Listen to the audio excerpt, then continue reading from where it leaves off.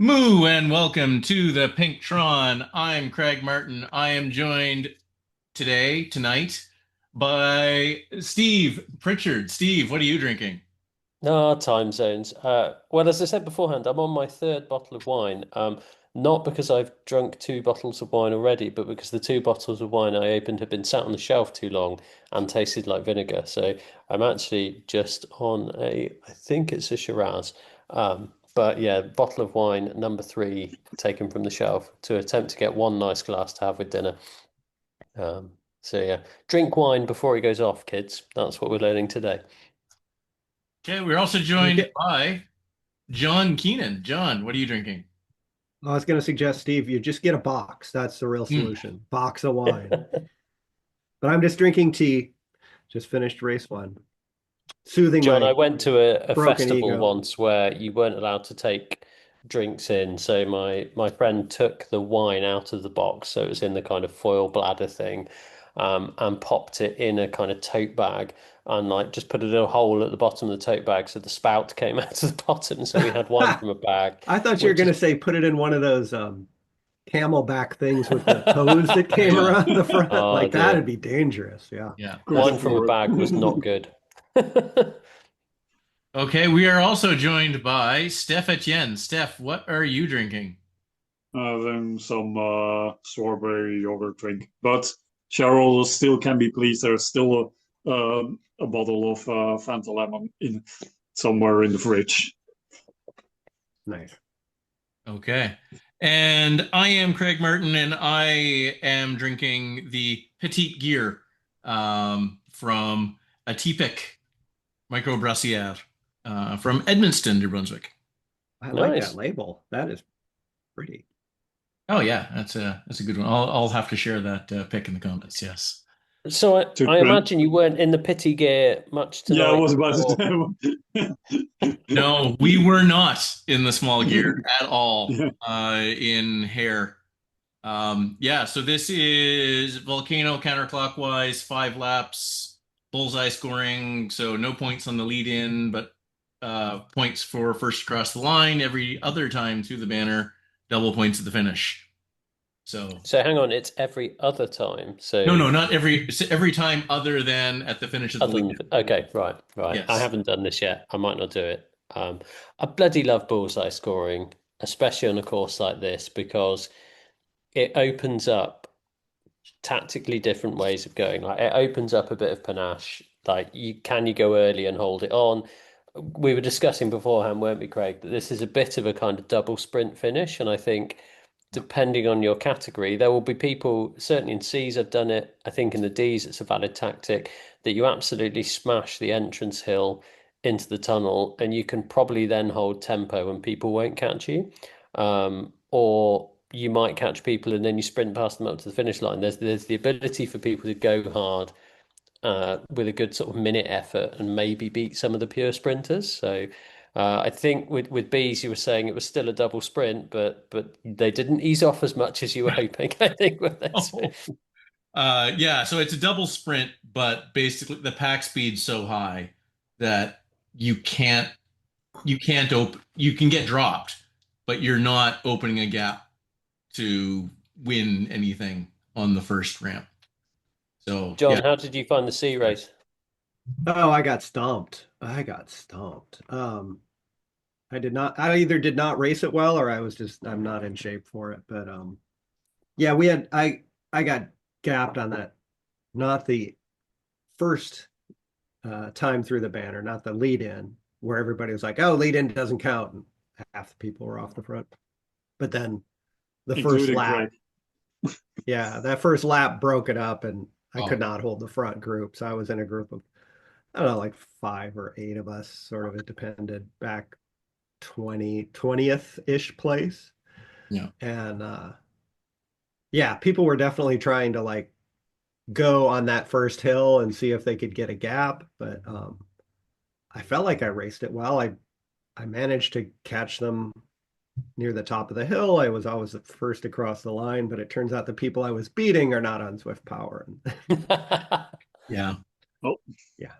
Yeah. No, so I I felt I did pretty good. Just, you know, first race bumped up to B for these guys for this race series, and I just don't have the ability to keep doing it. So I got eighth on the first sprint, and then it just got worse from there. I got dropped at the end of lap 4, and so Chris beat me by 2 places at the finish, but I beat him by 2 places on points. So Oh, nice.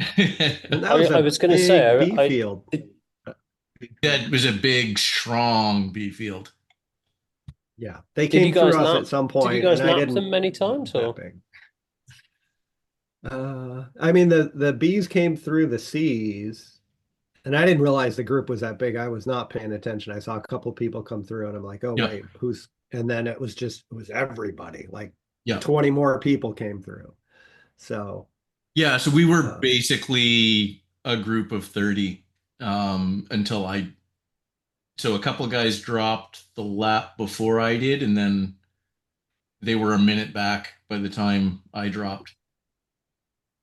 So yeah, because I was 22nd. I dropped with 1 lap to go. So And it's with being lapped, that does open up quite a lot of potential for fun. I can't find it on Zwift Power now. I remember doing a bullseye on this course and beating Lee, I think it was at the time he was riding the first 4 or 5 laps, and then we got lapped, and he was able to hang on to the B train, and yeah, I wasn't, and he beat me on probably 11 laps, knowing James, but he beat me on the remaining laps. Or the next 5 laps, and the finish was worth double, I think, the bullseye, wasn't it? So beat me by kind of 2 points, and it came down to him being able to hold the B train and me not being able to. So yep. The B train was a heck of a train in this race. I like really those guys are just insane. which is another legitimate tactic, isn't it? Is actually don't go all in the first few sprints to hang on when you get lapped. Maybe not so much in the Bs, but certainly Cs and Ds. Yeah, I mean the A's weren't catching that group. That's they're not making up 2 minutes. We lapped some A's, I think. Oh, wow. Big old pack then. Yeah, yeah. The top A was 42 and a half, and the top B was 40. yeah.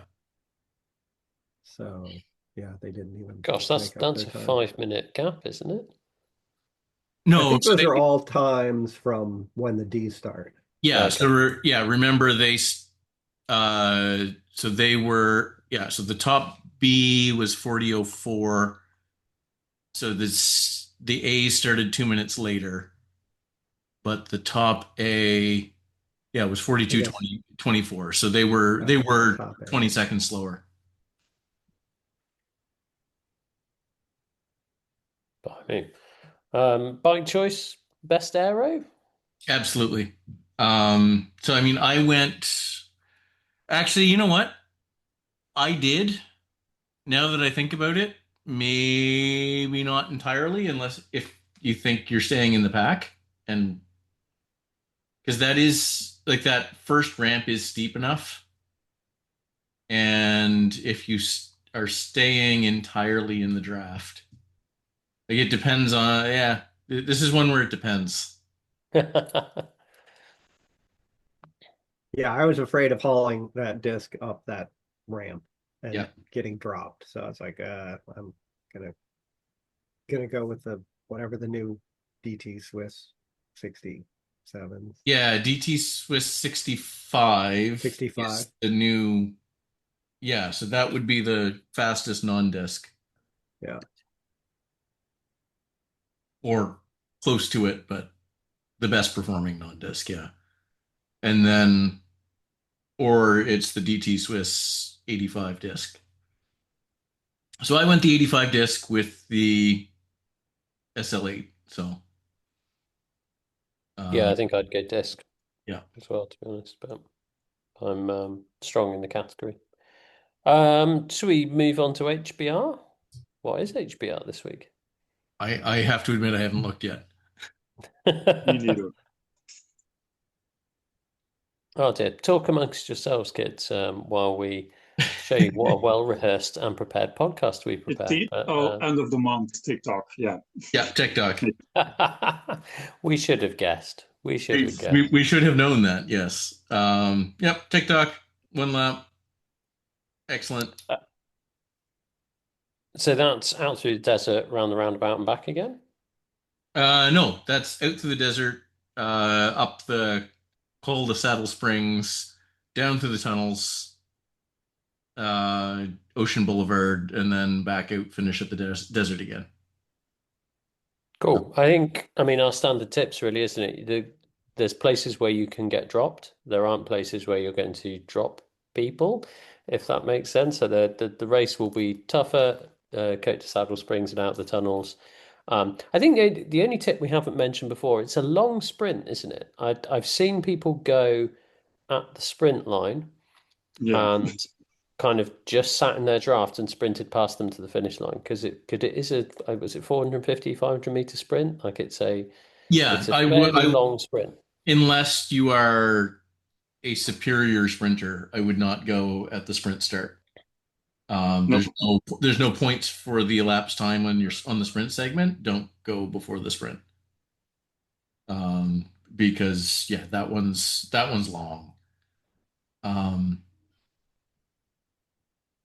Yeah, I guess if you're going to go super early, if you don't think they can go, I'd almost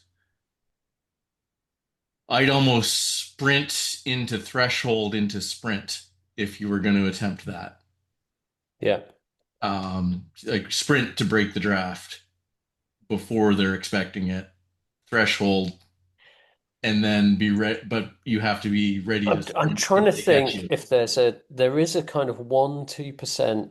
I hate to call it climb. There is a gradient you hit before you go downhill a bit before you hit the sprint. And if I was gonna try a panache attack, which is what we're talking, right? Sprint tempo, sprint to the finish. That's probably where I'd go. And I think it's about 1.5 K from the finish. Yeah, or you just go at 1K. Yeah. So I don't know that 1 or 2% is really enough to bother. It's about surprise and hitting it hard enough that you break the draft. The only other place I'd consider would be going really, really hard as you cross the gravelly bit into the desert.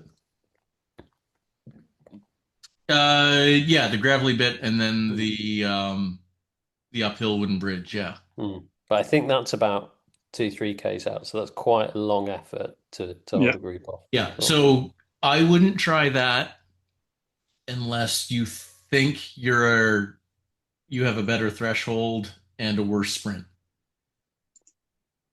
Basically. 100%. Speaking of things that go through the desert and around the roundabout and back again, still a few days to do the Stampede Challenge. Anyone else giving it another go? I have not. Absolutely not. No. I might.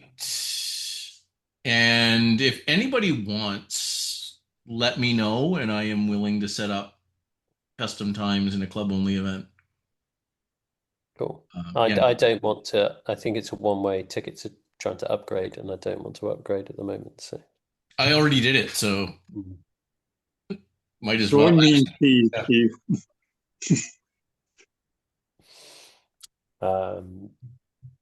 Cool. So that's kind of herd racing. Is there any news this week? There's a bit of news. Emoji news. Emojis. Oh, sorry. Shocked face. Smiling face. Crying face. I think we need to shift the whole paradigm of the pink trot. Instead of what are you drinking, it's what's your emoji today. So no, this is I don't think we do. I didn't see this in game yesterday when I rode because I put an emoji in chat and it didn't pop up. Now it might be because I'm on iOS and we know everything takes forever to go through iOS, so it just happens later. But this is you can now have an emoji in your on-screen name in game, and I thought in chat as well, but I don't know if I thought it was in chat. Yes, in chat. Yeah. And I had the same experience. You can only have, I think, 2 emojis in your name. It can't be a long string of emojis. So you can't put your entire emoji race report into your name. And there were some Or bugs. So you could already see emojis in the companion app on your phone. If people type them in, you can now see them Yes. yeah. on a computer. There were some bugs that if you are a ride leader in a ride, you can't put emojis in that kind of big yellow text that pops up. So Right. yeah, what do we think of that in an emoji? Well, I expect Um, Nate's emojis would be X amount of barfing emojis probably in his name. yeah. I think the only other thing in news is the you can buy more copies of the Canyon Air Road in different colors, but it's a different bike, but the same bike. But Oh, you can't change the color of your Canyon Arrow. no, you can't change the color of your Canyon Air Road, but you can buy another Canyon Air Road in another color. This makes no Wow. sense. And I was riding, I don't know, as a warm up today. No, it wasn't today, whenever it was. And one of the pacer bots was flogging the new Canyon Air Road colors. Yep. Like, oh, go do this. And I'm like, oh, okay, whatever. Ignore In it. some ways, it makes perfect sense, doesn't it, though? Because how do you deploy a custom colorway into the game without doing any particular programming effort? You make four new bikes. Sure. And they cost, But you and know you what can use the all of those drops that you complain about yeah. having. You know what the other two fun things about this are? One, it is four more bikes in your list of bikes. And two, the upgrade mileage is independent per bike. Ah, Anyway, to me, this mechanism of how they added the colorways is a miss. But I mean, it's I cool. uh, I like they look cool. I'm happy that they're there. yeah, colors are nice. I probably am not going to buy them.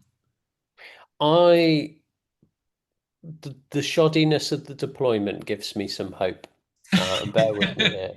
That kind of we've talked about Zwift and microtransactions before, and I think if they had come up with a really smooth integrated way of having a canyon and having skins on it or something like that, I would have just to back my mind, I've been thinking this is them paving the way for microtransactions of like Yeah, tweak this, put blue bottle cage holders on your bike and spend yeah. just 50 cents to do that. So kind of I think Canyon have gone sell our new bikes. Swift have gone, cool, yeah, cool, here's a solution. Right? And they've come up with the solution which fits with their software. So Well, it's a thing. All well, power to your drops if you want to buy more Canyon Air roads. Oh, well, actually, you know what? well, well. They I can still, they have different I still, components. They have different components. They have different And you cranks. can see that. Yeah, that's Huh. cool.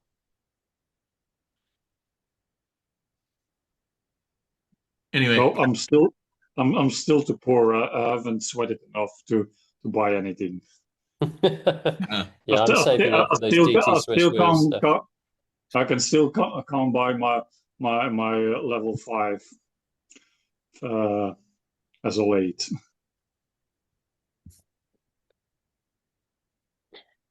Oh dear. So the other thing that was kind of sort of news, but we thought would lead to round the horn was Zwift have dropped the elite version of Zwift Academy this year.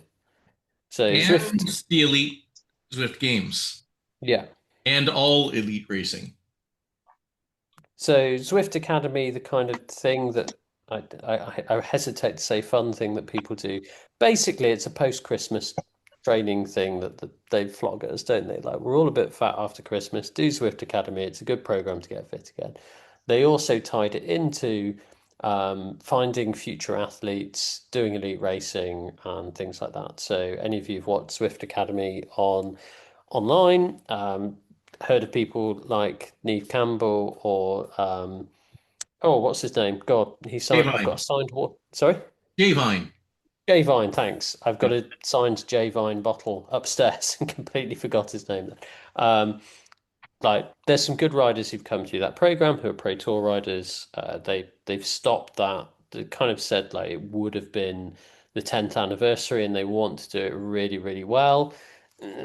Like there are, I. I have some views on this, should we say? Yeah, And I mean, you have a unique perspective, Steve. yeah, so You cards have on the table. I you went to have Zwift behind the Academy scenes. in 2022 when I was with GCN, 2022, I think, or 2023. When I was with GCN, I went out to Denia in Spain and helped with some of the social production and saw some of the inside production of it. It's cycling's equivalent of X Factor or America's Got Talent. For those of you who haven't come across it before, however, it is selected, so you get the 5 best riders through Zwift Academy go and have a chance to win a pro contract. Yeah, should we talk about? Let's talk about Zwift Academy. What do we think about that first, and then let's talk about elite racing on Zwift slash Zwift wanting to focus on the community as our second thing. So yeah, Zwift Academy. Did anyone watch it? What do we think about that missing a year? I've never watched it. I've never watched a minute of it. It's a cool idea that, somebody's scouting from Zwift, but I gotta say, I don't care. It's cool that they're doing it. It's a good idea for the pro teams to do it. But I don't see how this makes a sufficiently entertaining show for people to make any money at it.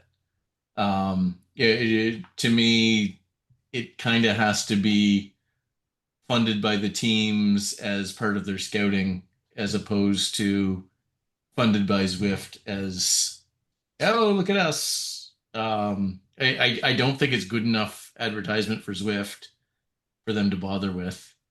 The number of people really trying to make the Pro Tour that haven't already heard of Zwift is zero. And yeah, I don't know what it's for. The workouts, the whole the feeder into it was okay, but I yeah. And for a lot of us, the likely outcome of even winning it is at best a continental tour contract, which is less money than a lot of us make.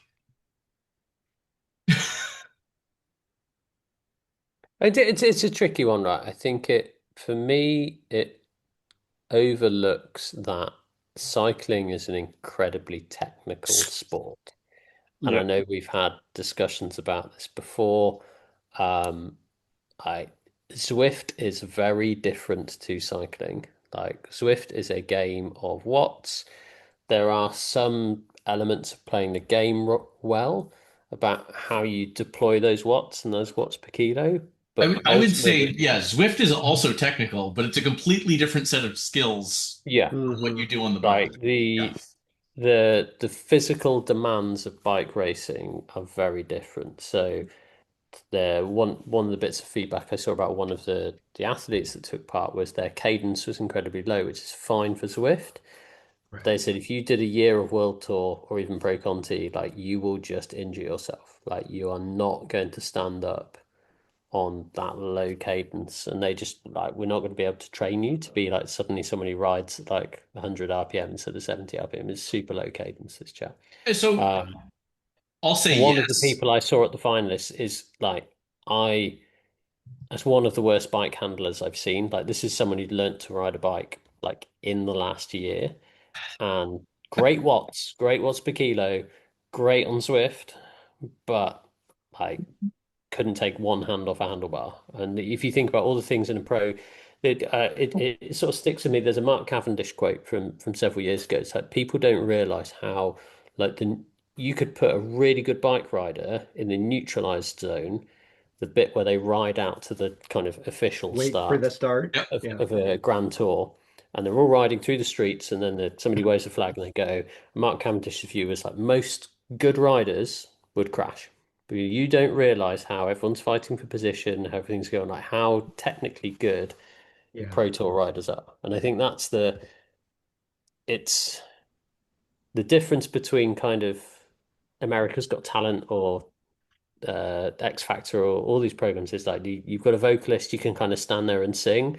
Like those people don't have to dance, they don't have to play instruments. And I feel like that's the difference between Zwift and pro cycling. It's like pro cycling is that you've got to play an instrument, you've got to be able to dance, you've got to be able to sing. Like you've got to put all of those three things together. Whereas with Zwift, you have to do one thing really, really well, which is push down on pedals on a static bike. Like there are some tactics around that and like when you deploy that. And I think for me, that's the kind of failing of the format. Like I just don't think you're going to find somebody like a bit differently to rowing or kind of some of the other kind of watts per kilo power sports. Like I think there's a lot of technicality in cycling that means that it just doesn't transfer over very well. Yeah. But that is just my opinion. Like, it's I mean, no, when you see the on bike videos of people in the peloton, it looks terrifying, Yeah. absolutely terrifying to me. Like there is no way I would like when Sean did his local criterion, like, no, I'm not going to be doing that. Like, bravo for him for doing it, but Well, and and even Sean was saying he was losing so much out of every corner yeah, yeah, because like some of it's experience, some of it's fear, some of it's bike handling, like how much you have to send it through every corner yeah. Well, to and stay where you were. yeah, so and bike handling is really unique per type of bike racing. Yeah. I I am a bad bike handler in fat biking. Um, I'm a bad bike handler on road biking. I'm a bad bike handler in, normal mountain biking. I'm within my category, I'm pretty good in BMX. I tend to be a bad starter, a good bike handler comparatively.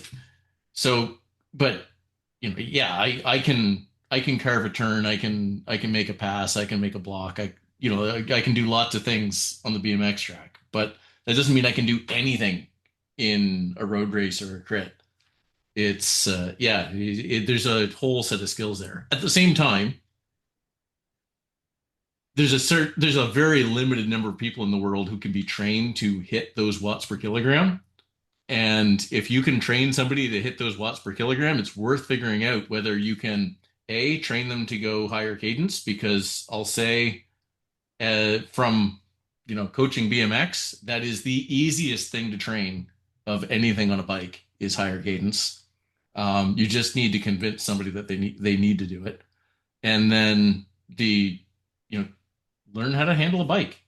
Well, It, that was the reality of the year I was out there. Is Luca, the guy who won, yeah, you could see from the first test they did, like he's going to win it yeah, because his watts per kilo were just. And apparently, the year before, Maud Alderman, who won the women's one, they just looked at him and went, "You're just so much better than every other rider here. Like yeah. it's not a competition anymore."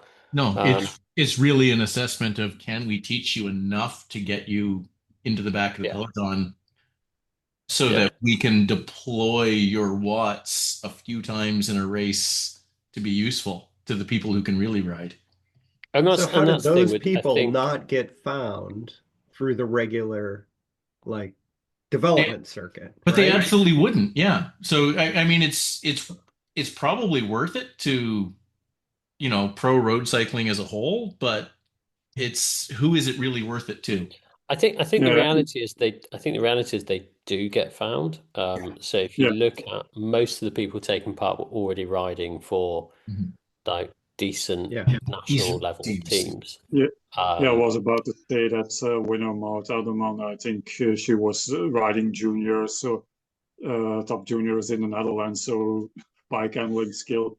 I think it's mostly, yeah, maybe attractive to people. I see people from Australia or South Africa, whatever. They make it over to Europe, but people that race in Europe or Great Britain, they have that racing culture bit already, I think. And it's a bit to see, but yeah, it's sometimes crazy the bike handling scene. Like watch videos from NorCal cycling, the US crit scene. It's a total different than I think your standard road racing. Although we have the kermesses here in Belgium as well, but yeah, it's difficult to see how it's. I think Jay Vine is the poster child of the Zwift Academy and made it to World Pro. For the rest, it's yeah. Yeah, I think Luca's doing some good stuff. So he's still with Luca is in opposite yeah, he's Alpecin, still with but Alpecin. Maud and but Neve are but still. I say Maud's with Jumbo, isn't she? And yeah, Neve's still, I think, with Canon Shram. yeah. Um, they've done The some good stuff, problem, but I think the like it. Yeah, I think it's the. I think also it's that crossover between kind of sports ID and entertainment. So like we've Yeah. probably all watched some of those talent shows. You watch it for the shit people, um, yeah, and you don't really have an opportunity to do that. You watch some people who are really, really good athletes who are in the top 2% lose to somebody who's in the top 1%, and you look at them and go, well, they're already good athletes. I don't think you have quite the same entertainment value. And I think this is the difference that you had, certainly what I saw, like the folks at GCM were incredible at what they did at production. Um, it was all quite last minute, and the folks at Zwift were very much kind of wanting to be cautious around how Zwift was presented, and the Pro Tour just wanted to do what the Pro Tour teams wanted to do. And I think you couldn't, there were three different kind of um, objectives at play as to how yeah. far people wanted to be pushed in the forms of entertainment and athlete development and looking after people. So it's it's a difficult seat to do well. Yeah.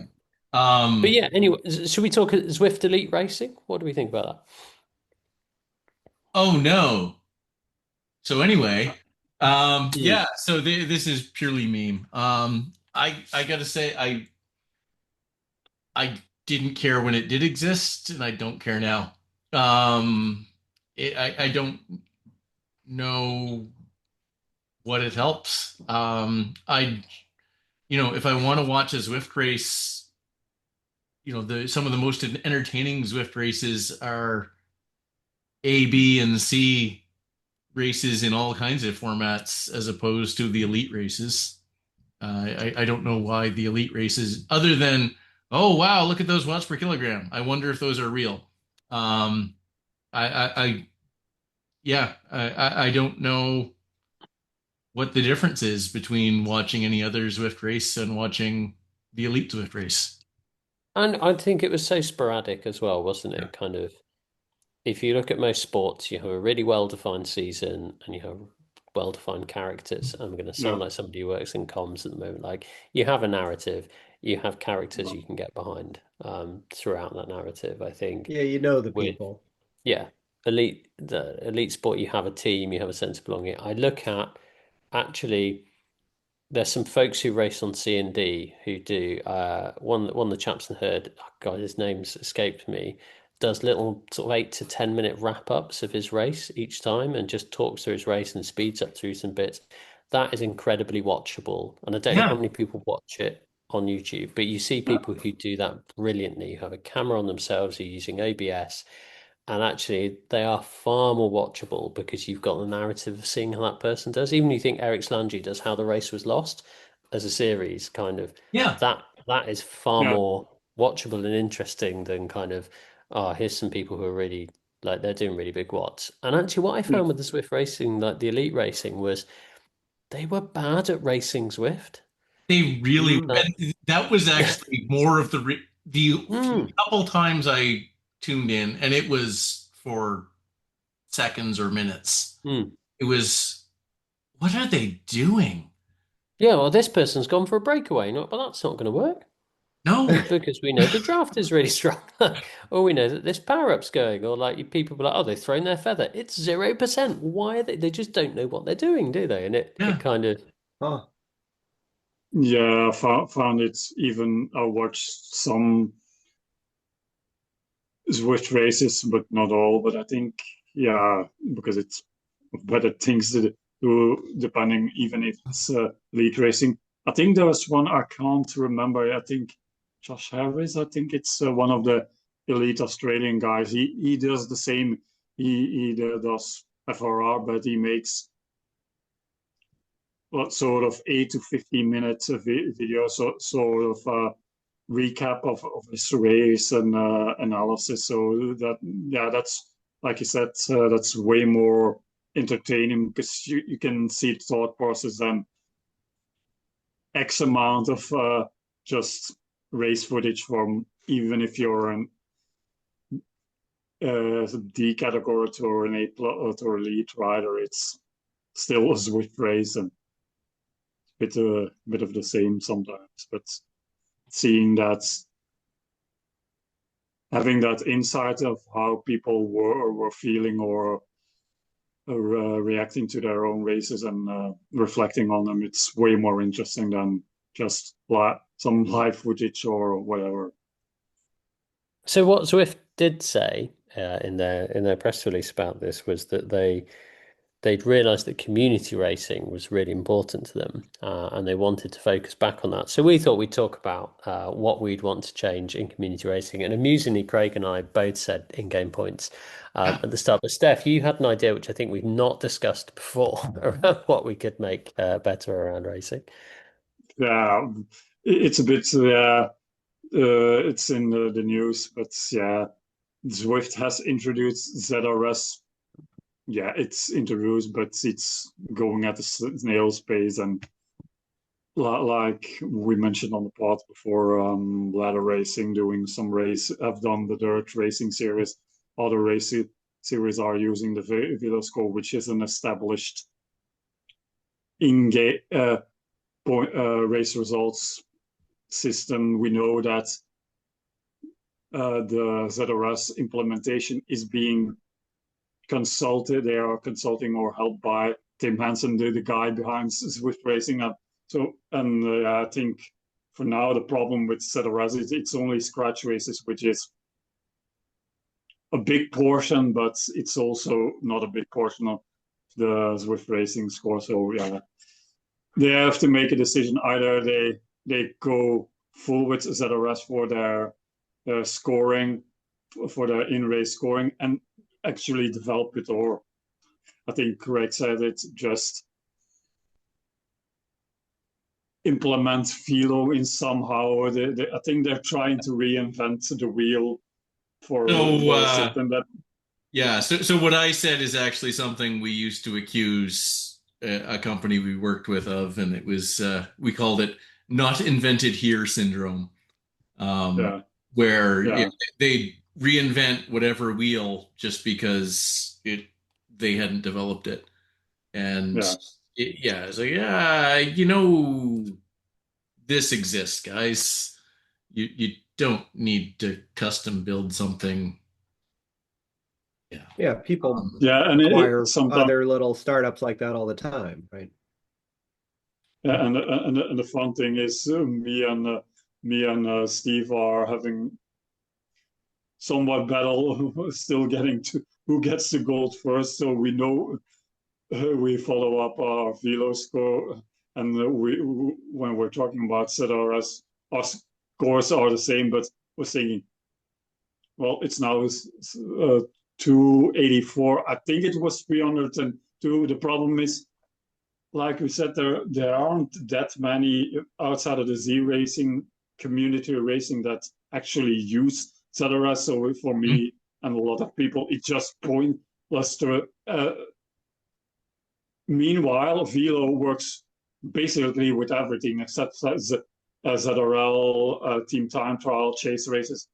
But since it pulls the data out of Swift Power, it can incorporate point races. So it's much more, yeah, a lively system because basically every time, most races you do, do evolve your velo move. So yeah. Well, I know this is me being in Utopia land again. We were discussing earlier in the week kind of different people's ZRS scores, and I'd just love to know more about what that means. So, Marioline from the podcast is about 80 ZRS points ahead of me. Nate, who's appeared on the podcast a few times, is about 60 ZRS points behind me. Does that mean that I can't race either of them? Does it mean that actually the three of us would have a really good race? Does it mean that I could possibly race Maryline? But and I know there's other factors at play. Like I sort of joked in the chat that like I know in a race where there's a bunch that's 10 Mariolines, like I'm going to really struggle to hold that bunch. But actually, if there's one Marioline and 10 Nates, I can probably hold the bunch, and I've got to watch the Marioline attack. So for me, an ideal ranking system, whatever we call it, whether it's velo, whether it's ZRS, gives me an indication when I drop into the race, like who am I competing with? And I think I like how velo does that at the moment. They do some of that kind of you can do the velo adjusted scores. You can sort of see where it thinks you will finish and the kind of people you'll beat roughly by metal color. Like I think that actually works quite well. So yeah, And pretty I do wonder whether looking Zwift should do that.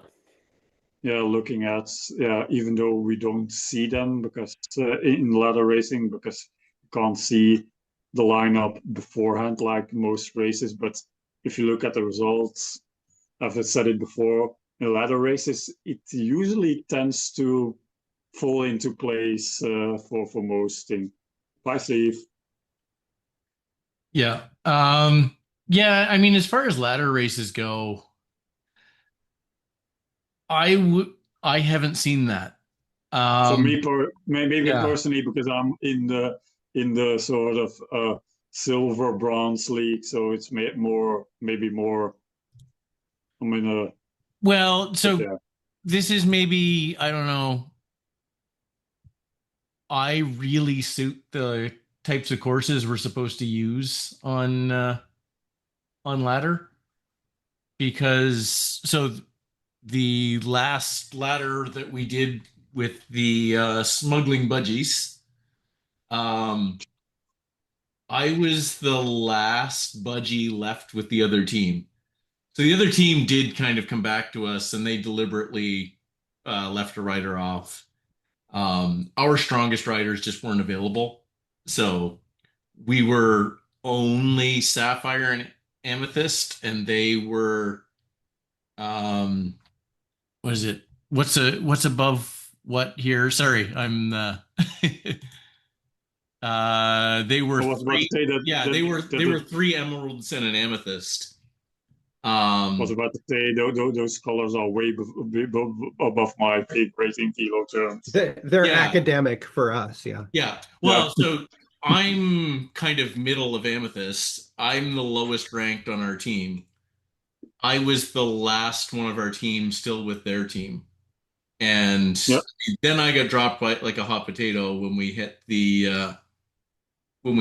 Hilly KOM forward because that's just too steep for me to keep up with those guys. Um, but in gent, because I'm really bursty, when they hit an attack, I can match it and then I stay in the draft. I match their attack, I stay in the draft. I match their attack, I stay in the draft. So Yeah, I've that seems found, really key for the ladder format. Like you just have to cover that yeah, or until you can't. yeah, yeah, well, that's, yeah, yeah. So, I mean, yeah. Yeah, it's yes and no because we discussed it also in ladder racing. Sometimes we talk about Philo dropping points, but that can also be for tactical reasons. I know a race we did on Santos Nicoyas, one of our teammates who is below us, me and one of my teammates on ladder, she got a gap. So of course we let the gap go and covered yeah, the other team. So we lost velo points. She won velo points. Or for instance, I was on Glasgow crit. I tried on the second to last glide kicker. I tried to push it, but I got a gap, but didn't have the sustained power that day to stay away. And I knew we were going. I was predicted, I think, second or third, but we're going in with a bunch of seven to eight people to the finish line. I know I'm not a sprinter, so I'm screwed there as well. So yeah, it depends really on the courses, but I do time. You see still some wobbles, but in general, it figures itself a bit out. But yeah. Yeah. So as far as ladder and velo, I did see a discussion on the Zwift Racing app Discord about not looking at your teammates when adjusting your velo on ladder races. And velo should not hit your teammates, or so they're just a discussion about whether you could disregard your teammates when making velo adjustments and only look at who on the other team you beat or didn't beat. Yeah, but because of that, like you said, sometimes it will work the other way around. You see, well, I'm the lowest. We're three ahead. I'm the lowest velo point. Can I win? So can well, actually, it was totally opposite. So our captain told me to win because I had previously been bouncing between platinum and amethyst, and that's what I'm saying. So I was dropping out of the 3 rank range. So we had dropped the entire other team. So yeah, take the win.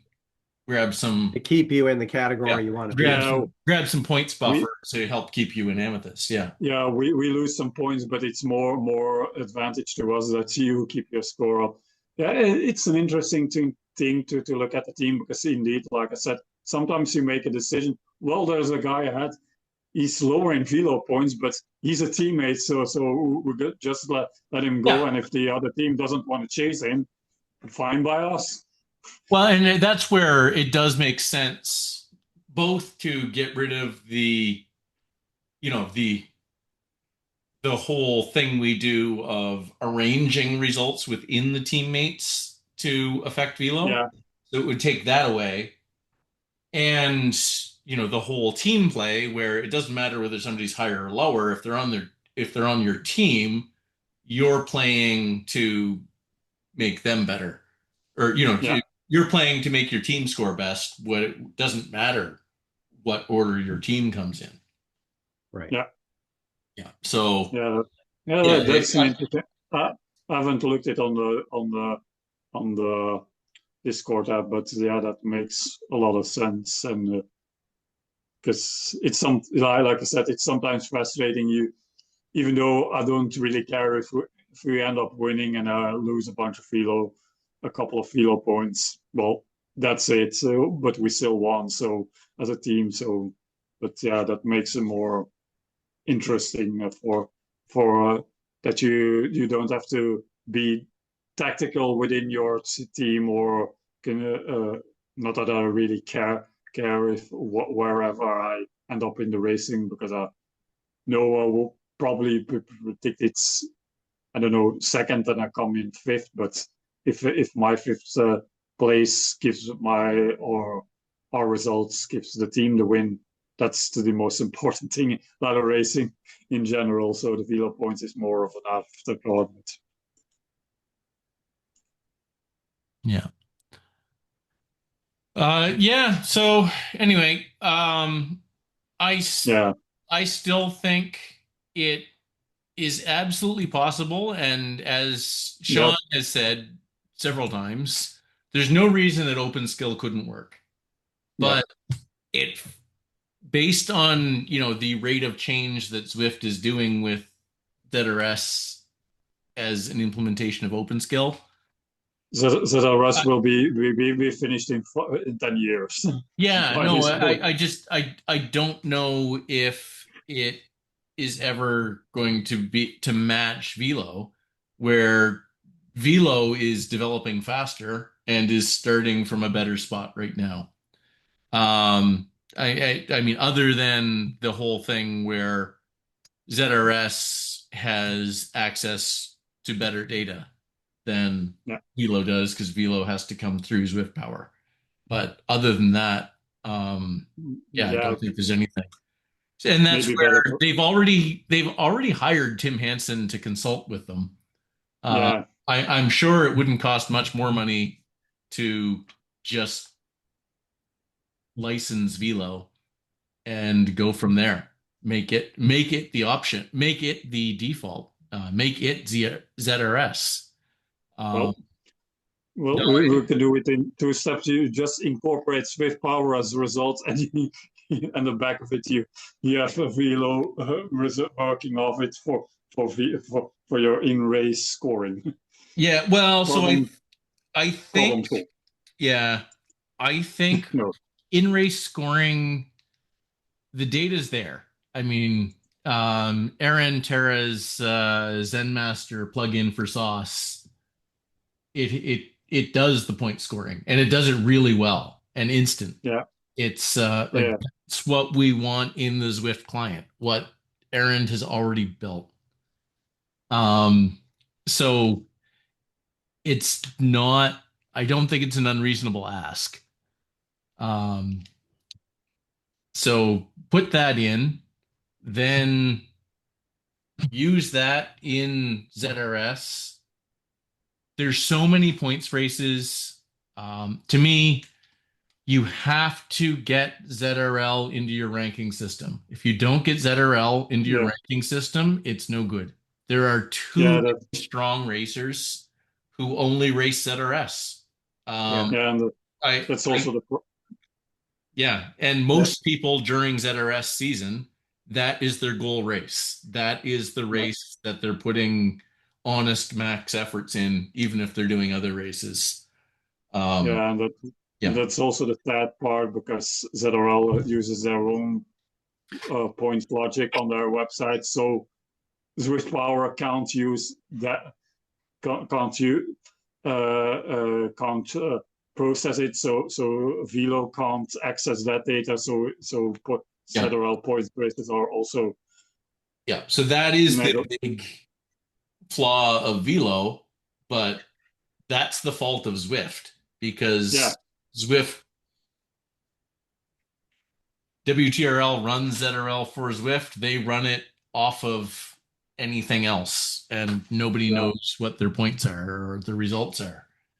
To me, put it back into Zwift, make him put it into Zwift Power, or make him put it into the game, put points in game, and make him put it in game.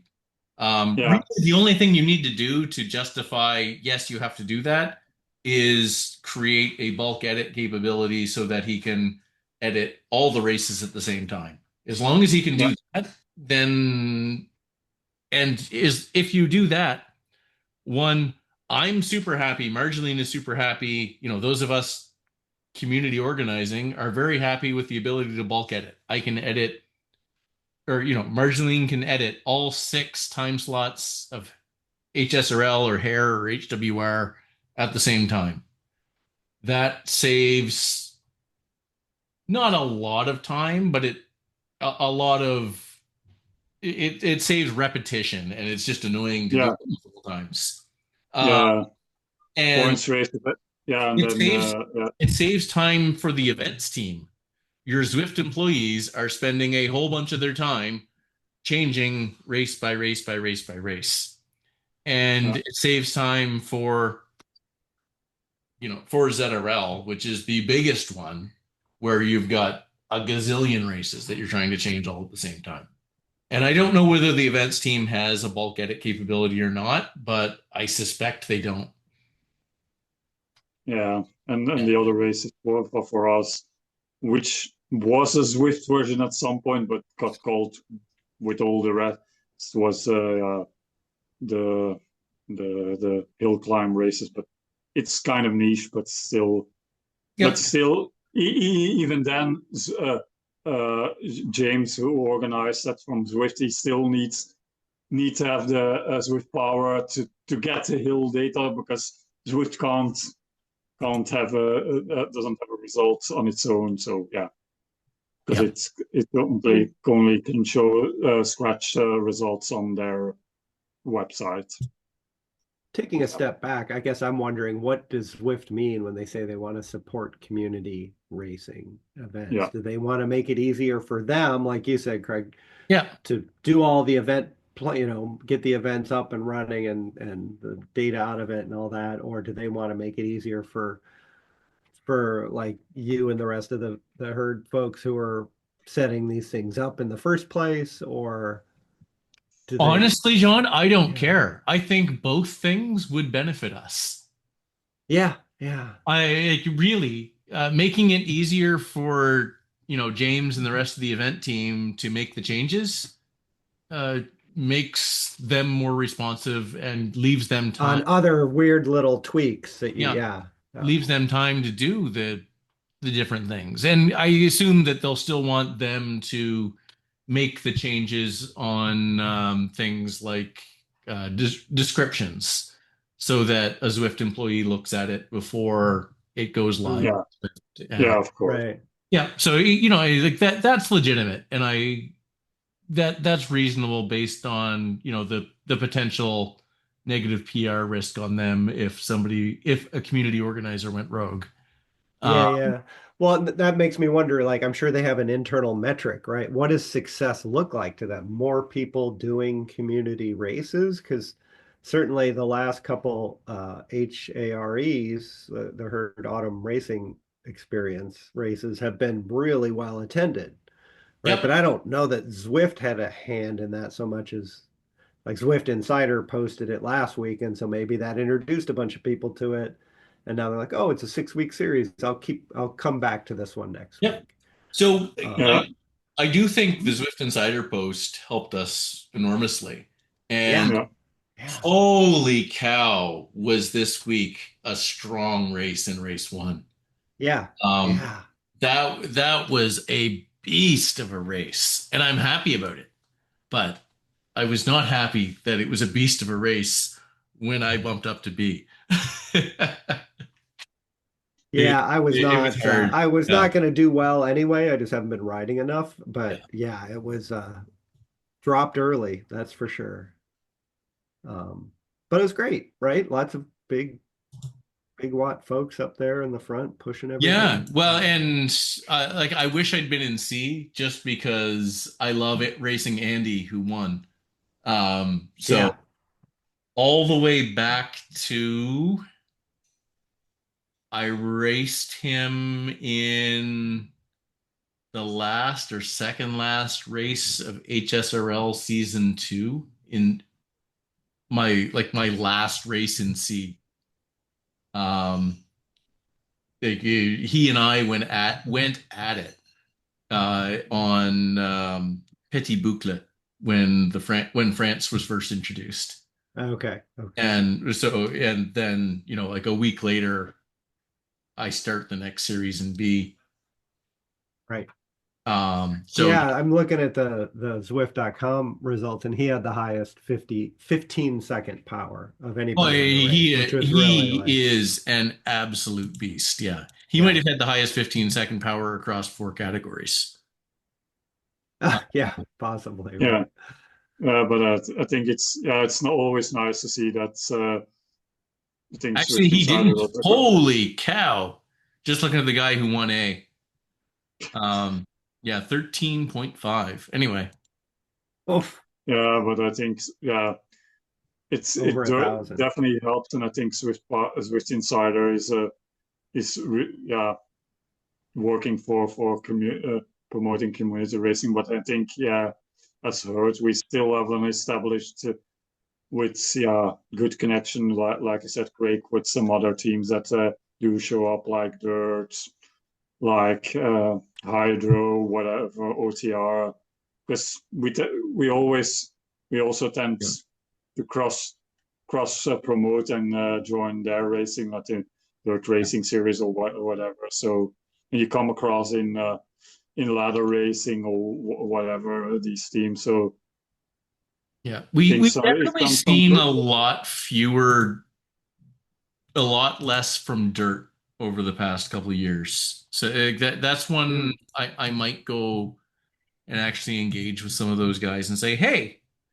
why aren't you here anymore? And what would it take to bring you back? Because honestly, I loved racing when dirt was really hammering us in B and C, especially Mm. in um, HSRL.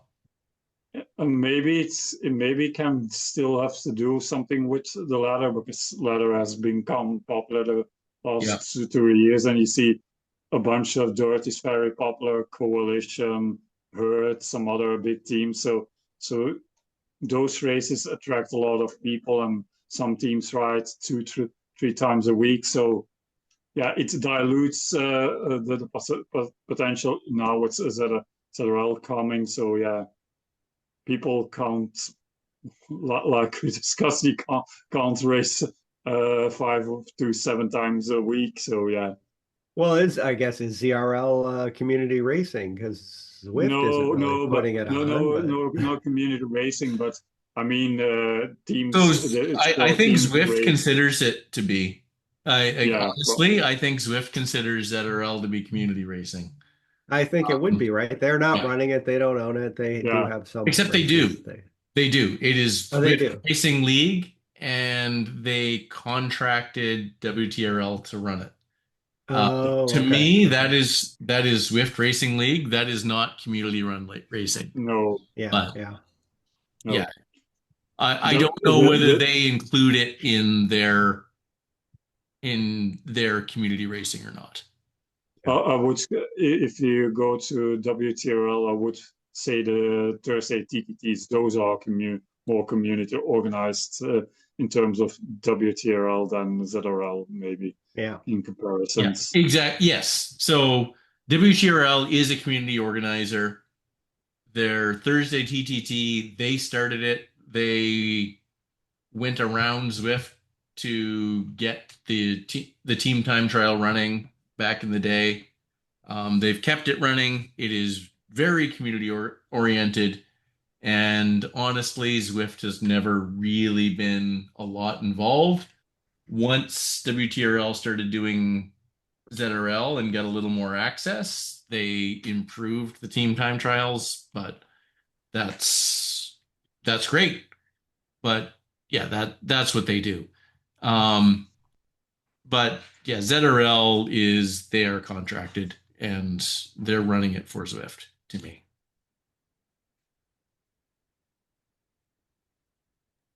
Well, it'll be interesting to see what Zwift thinks when and what they plan on doing in the next Well, hopefully few I months. mean, Yeah. I'm going to say it's not all that interesting to know what they plan on doing. It's interested to see what they do. Yes, They've yes, Yes. planned on doing a exactly. lot of things that I don't think they've followed through on for a number of reasons, whether they just are unable or, you know, the Got personnel hard. change at Zwift and they just don't. They change Hmm. direction. So, yeah, again, I think ZRS has to have points. It has to have ZRL and points in game, please, please, please. Yeah. Well, Uh, Christmas is coming. Christmas is coming. I really hope that I don't have in-game points on my Zwiftmas list again. Yeah. So anyway, we'll see. Check back here on New Year's, after the Yeah, New Year. yeah, I think it probably will be, but we'll see. Anyway, I think that wraps us up. Thank you to Stef Etienne. Thank you to John Keenan. Thank you, Steve Pritchard, who is still fine, but no longer with us. And Good enjoy your clarification. races. Yeah, enjoy your races this weekend. Moo and good night.